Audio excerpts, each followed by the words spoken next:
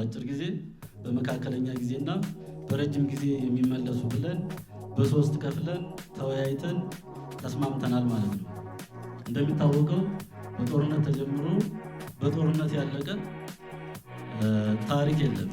እንዲህ አይነት ድርድርና ውይይት ሰላምን ብቻ ሳይሆን ችግሮቻችንን በውይይትና በድርድር የመፍታት ልምምድን ያጎናጽፋል።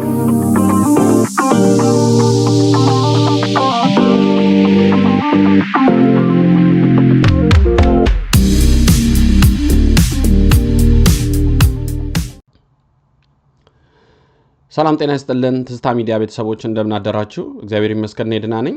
ተመልሼ በአንድ ጉዳይ ላይ ተመልሼ መጥቻለሁ። የመጣሁበትም በዚህ ከአንድ ሰዓት በፊት ይመስለኛል በአማራ ክልል መንግስትና በፋኖ አደረጃጀት ውስጥ ካሉት ከአንድ ግለሰብ ማስረሻ ሰጤ ከሚባል ሰው ጋር የሰላም ስምምነት አደረግን ተብሎ እንደ ሰበር ዜና ነው የተለቀቀው። አሁን ከአንድ ሰዓት በፊት ትንሽ ለኔም ሾክ ነው ያደረገኝ። አይሚን አንደኛ ጦርነት አለ፣ አሁንም ስቲል ጦርነት እንዳለ ነው ማቀው። እንግዲህ እንደምንሰማው ከሆነ በተለያዩ የአማራ ክልል ላይ ሰላም ግን ጀነራሊ ሰላም ለማንም የሚጠቅም ነው።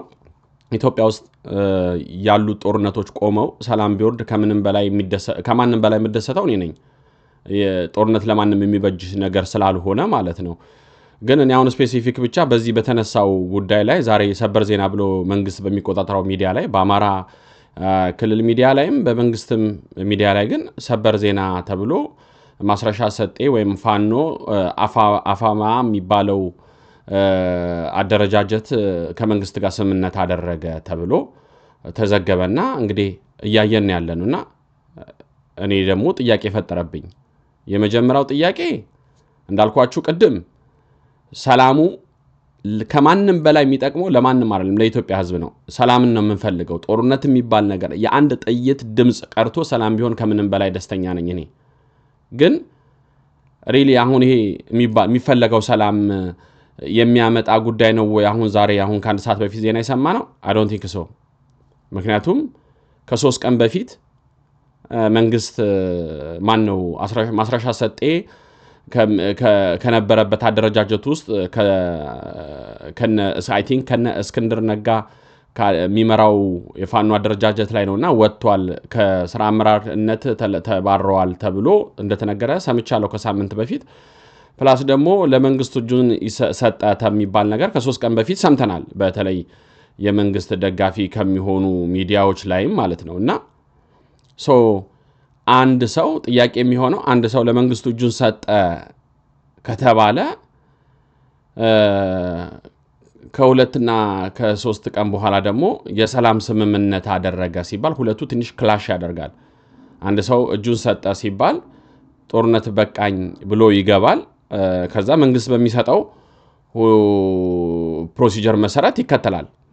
የሰላም ስምምነት ተፈራረመ የሚባለው ግን በዚህኛውም አካል በዛኛውም አካል መሃል ሰላምን የሚያመጡ ሰዎች ሆነው በድርድር ሰላም ወረደ ተብሎ በጠረጴዛ ዙሪያ ላይ የተለያዩ ዓለም አቀፍ ወይም አገር ውስጥ ባሉ የመንግስት ተቋሞች ድርድር ተደርጎ ነው ስምምነት ወደ ሰላም መንገድ ሄደ የሚባለውና በዚህ አንድ ግለሰብ ማስረሻ ሰጤ የሚባል ሰው ከመንግስት ጋር ተፈራረመ ሲባል ቀልድም ሆኖ ታየኝ። ያው እንደተለመደው ፖለቲካ ነው የሚለው ነገርም ስለመጣብኝ ነውና ትንሽ የኔ ኦብዘርቬሽንን መግለጽ ስላለብኝ አንድ እዚህ ሚዲያ ላይ እንደወጣ ሰው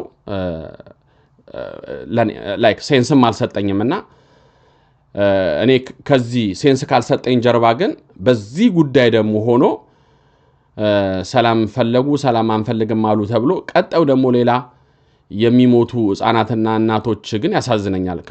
ለዛ ነው ሪል የሆነ ሰላም አለ ወይ? ሪል የሆነ ሰላም ነው ወይ ከሁለቱም ወገን የሚፈለገው ብዬ ሳስብ አይ ዶንት ቲንክ ሶ። እና አሁንም ይሄ ፖለቲካ ፐርፐዝ የሚደረገውን ነገር ለማሳየት ካልሆነ በስተቀር እኔ እስቲ እሱ ከተናገረው ሐሳብ ሄጄ ከዛ በኋላ ሪፍሌክት ባደርግ ይሻለኛልና እስቲ ስሙት። አሁን በመንግስት ሚዲያ ሰበር ዜና ተብሎ የተገለጸውን ማስረሻ ሰጤ ስምነት አደረገ የሚለውን ነገር እስቲ እንስማው አብረን።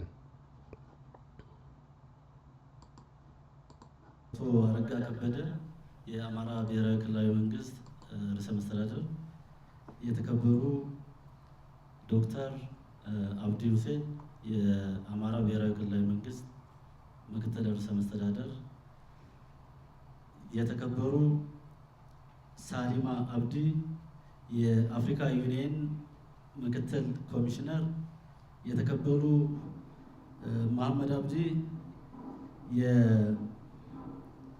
የኢጋድ ምክትል ኮሚሽነር፣ አቶ አበባው ቢሆነኝ የኢጋድ በኢትዮጵያ ተወካይ፣ የተከበራችሁ የኢፌዴሪ መከላከያ ሰራዊት ከፍተኛ ጀነራል መኮንኖች፣ በዚህ የሰላም የፊርማ ስነ ስርዓት ላይ የተገኛችሁ ክቡራን እንግዶች፣ ክቡራንና ክቡራት፣ ከሁሉ በማስቀደም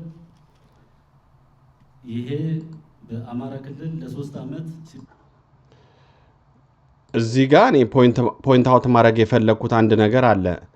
እኔ በጣም የማዝነው እኔ የትኛው አካል ነው ለዚህ ማህበረሰብ የሚያስበው ብዬ ሳስብ በጣም ነው የሚያመኝ። ለዚህ ሰላም ስምምነት ሲባል ምን ማለት ነው? አሁን አሚን አንድ ግለሰብ ነው ሰላም የሚፈጥረው? አሁን ማስረሻ ሰጤ ነው ሰላም የሚፈጥረው? የትኛውን ድርጅት አቁሞ ነው አሁን? የትኛውን ሰላም ሊያወርድ ነው? እንደዚህ አይነት ቁማር አይበቃንም? እኔ አረባካችሁ ከኋላ ይዛችሁት ያለውን የሚሞተውን ህዝብ አስቡት። እኔ እንጃ። እኔ አሮን ነው በጣም ነው የሚያመው። እውነቴን ነው የምላችሁ። አሮን ነው ብቻ እግዚአብሔር የተሻለውን ነገር ያምጣ። እስቲ እንቀጥል የሚለውን እንስማው። ይደረግ የነበረው የጦርነት አዙሪት እንዲቆም ከፍተኛውን ጥረት ስታደርጉ ለነበራችሁ ለአፍሪካ ህብረት እንዲሁም ሌሎች ዓለም አቀፍ ተቋማት እና ለመከላከያ ከፍተኛ አመራሮች ከፍ ያለ ምስጋናን ማቅረብ ፈልጋለሁ። እንደሚታወቀው ወደ ጫካ የወሰዱን የተለያዩ የህዝብ ጥያቄዎችን ይዘን ነው። እነዚያ የህዝብ ጥያቄዎች የሚመለሱበትን እና ይህም በሂደት አሁን የሚመለሱ በአጭር ጊዜ፣ በመካከለኛ ጊዜና በረጅም ጊዜ የሚመለሱ ብለን በ3 ከፍለን ተወያይተን ተስማምተናል ማለት ነው። እንደሚታወቀው በጦርነት ተጀምሮ በጦርነት ያለቀ ታሪክ የለም። አፍተር ዋር ዜር መስት ቢ ፒስ ፕሮሰስ። ውጊያው ቢቀጥል ከዚህ በላይ ህዝባችን መሸከም አይችልም። በሁለተኛ መንገድ ለኢትዮጵያ ህዝብም ለአፍሪካ ህዝብም አጠቃላይ ለዓለምም በንግግር ነገሮችን ለመፍታት ችግሮችን ለመፍታት አስተማሪ ሆኖ መገኘት ብልጠት የፖለቲካ ዊዝደም እንጂ ሽንፈት እንዳልሆነ በውይይታችን አይተናል። ስለዚህ ይሄ የተነጋገርንበትን እና የተፈራረምንበትን ወደ ትግበራ ሲገባ የተለያዩ መሰናክሎች ሊገጥሙ እንደሚችሉ በማሰብ ሁላችሁም የዓለም አቀፍ ተቋማትም የክልልና የፌዴራል መንግስትም ከጎናችን በመሆን በአማራ ክልል ያለውን አሁን የተጀመረውን የሰላም ሂደት እስከሚጠናቀቅ ድረስ እንደምትደግፉን ተስፋ አደርጋለሁ። በመጨረሻ የአማራ ፋኖ ህዝባዊ ድርጅት የአማራን ህዝብ ጥያቄና የኢትዮጵያን ሉዓላዊነት፣ የኢትዮጵያን የግዛት አንድነት እና የኢትዮጵያን ጥቅም በአስከበረ መንገድ ተነጋግረናል። ኢትዮጵያ ሀገራችን እየተወራረሰ መጥቶ እኛ ኃላፊነት ላይ እኛ ትከሻ ላይ ወድቋል። ይህንን ኃላፊነት በአግባቡ መወጣትና የተለያዩ የተገንጣይና የሌላ የባዕድ ኢትዮጵያ እንድትበታተን ከሚፈልጉ ኃይሎች ጋር የሚደረግ ግንኙነት አጥፊነት እንጂ የህዝብ ጥያቄም እንዳልሆነና በዚያ መንገድም የህዝብ ጥያቄ መመለስ እንደማይችል ተረድተው በሌላ መንገድ ያሉ በተለያዩ የኢትዮጵያ አካባቢ ያሉ ትጥቅ አንስተው የሚንቀሳቀሱ ወገኖች ይህንን ፈለግ በመከተል ወደ ውይይት መጥተው በጠረጴዛ ዙሪያ ችግሮቻቸውን ተነጋግረው እንዲፈቱ ጥሪ እያቀረብኩ ለተደረገው ስምምነትና ንግግር እና ይህንን ፋሲሊቴት ላደረጋችሁ በሙሉ የከበረ ሰላምታዬን አቀርባለሁ። አመሰግናለሁ።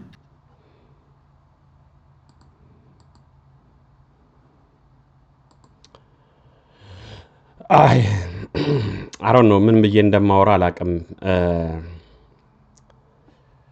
እኔ በዚህ ኮንቴክስት እንድትረዱኝ እፈልጋለሁ ፕሊስ። እንደዚህ አይነት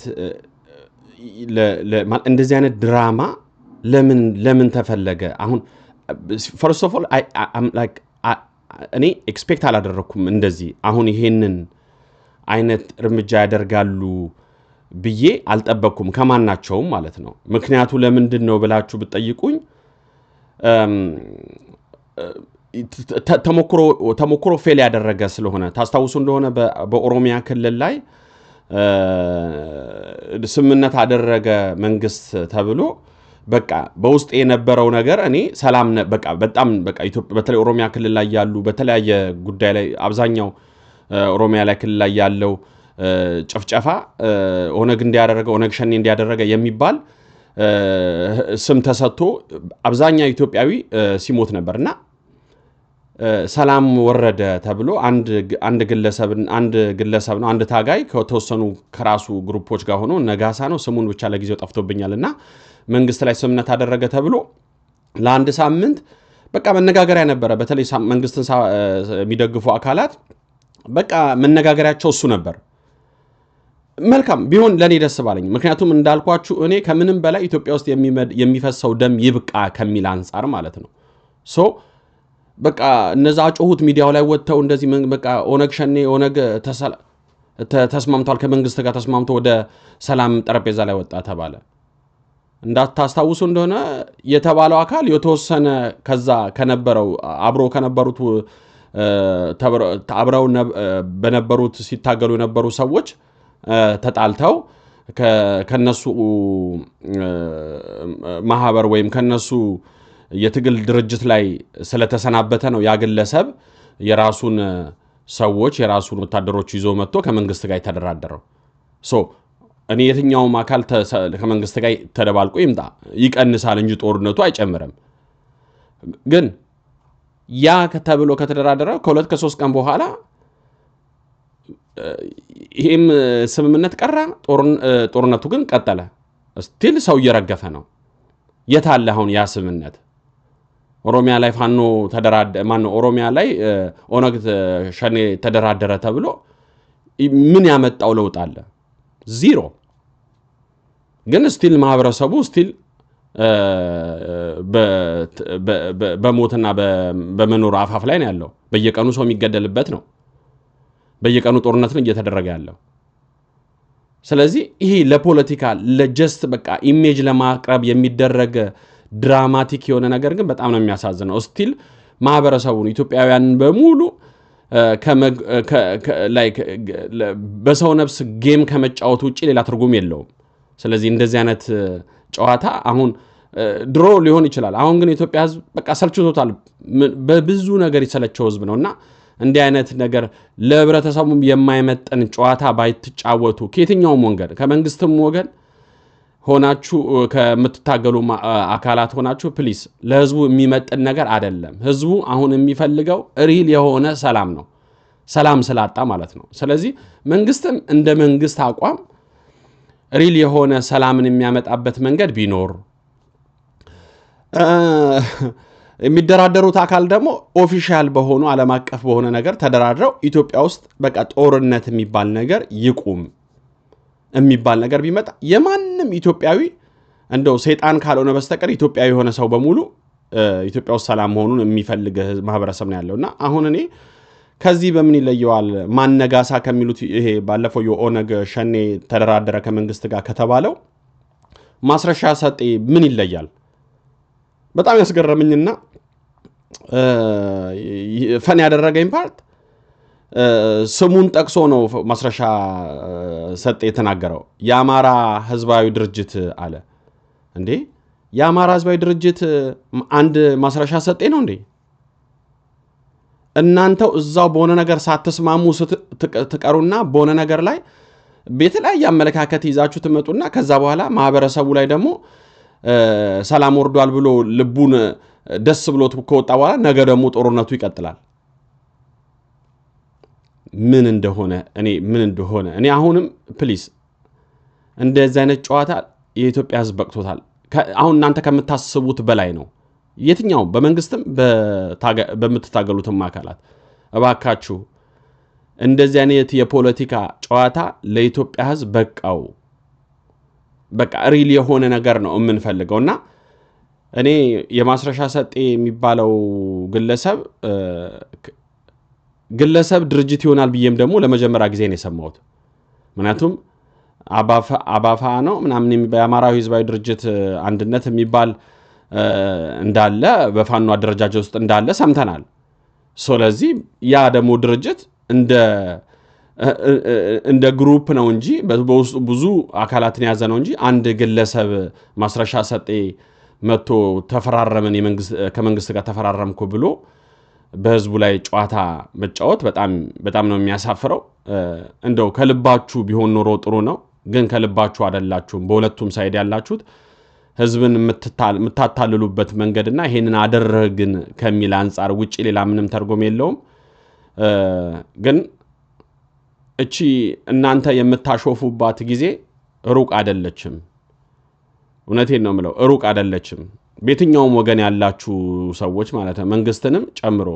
ስለዚህ ሪል ለኢትዮጵያ ህዝብ የምታስቡ ከሆነ ግን እንደ ማንኛውም ዓለም ላይ እንደነበሩት የአንድ ሀገር ያለመረጋጋት ጦርነት ዓለም ላይ እንዳለው ወዴት ሰላም ወዴት ቤት በኩል ወደ ሰላም እንደመጡ ከልብ ቅንነት ለሀገር ሲባል ለህዝብ ሲባል የትኛውንም ነገር ትተው ወደ ለህዝቡ ሰላም ሲባል የጥይትን ድምፅ አስቁመው ሰላም ወርዶ ህዝቡ በሰላምና በፍቅር አንድ ላይ የሚኖርበትን ወጥቶ መግባት ሰርቶ ማትረፍ የሚችልበትን ያደረጉ አገራት አሉ። አለመታደሉ ነው ግን እኛ ሀገር ግን ይሄ የለምና ሁሌም በአዙሪት ውስጥ እየተሽከረከረ በተለይ ደግሞ ጌም የሆነ ነገር እርስ በራስ ይዋጋሉ። ከዛ በኋላ ከዛ ውስጥ አንዱ ሲጣላ ሲቀያየም ይመጣና ለህዝቡና መንግስትም ለፕሮፓጋንዳ ይመቸዋል። ያም አካል ደግሞ እነዛን ለመበቀል መጥቶ ያደርጋል። በጣም አሳፋሪ ነው። በጣም እኔ አለመማርነትን አለመረዳትነት ግን ስትናገሩ የምታውቁት መስላላችሁ። አሁን ነው በጣም ነው የሚያሳፍረው ግን እና ተመልካቾች ይሄ ነው ዛሬ አስገርሞኝ ይሄንን ለእናንተ ያመጣሁት። እንግዲህ በሌላ ቪዲዮ እስከምንገናኝ ሰላም እግዚአብሔር ከሁላችን ጋር ይሁን። አሜን።